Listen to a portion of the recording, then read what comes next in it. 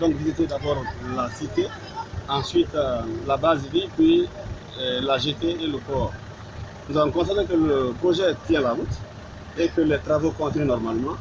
Aujourd'hui, les clignotants sont ouverts.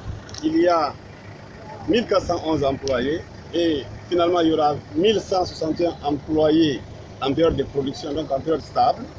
Nous avons dans ce lot plus de 80% d'employés guinéens et nous constatons que le contenu local est en train d'être pris en compte par la compagnie. Ce qui est honorable, c'est qu'à le faire, c'est une compagnie junior qui s'est débrouillée avec les cadres du ministère des Mines, avec des promoteurs guinéens qui ont vendu le projet.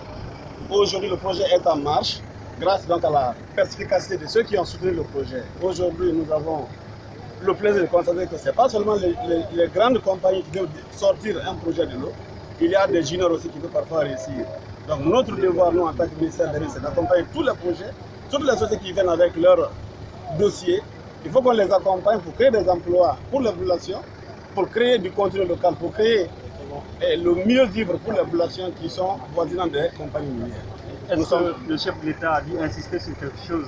De quoi s'agit-il? Le président a insisté sur le contenu local. Il est en train de mettre de l'huile dans notre moulin parce que nous travaillons là-dessus depuis très longtemps avec les compagnies minières, notamment en ce qui concerne le transport et d'autres aspects du développement des projets miniers.